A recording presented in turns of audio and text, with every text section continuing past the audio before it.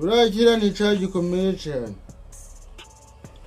N'ibintu byose byigenza bifite ubugingo, amazi biyuzuramo nk'uko amoko yabyo ari. Irema inyoni n'ibisiga byose nk'uko amoko yabyo ari. Imana ibona ko ari byiza, ibiha umugisha.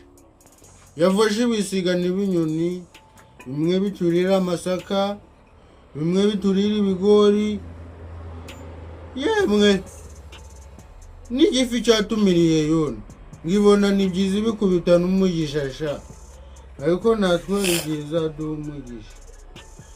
Haleluya, haleluya, amena, amena sha.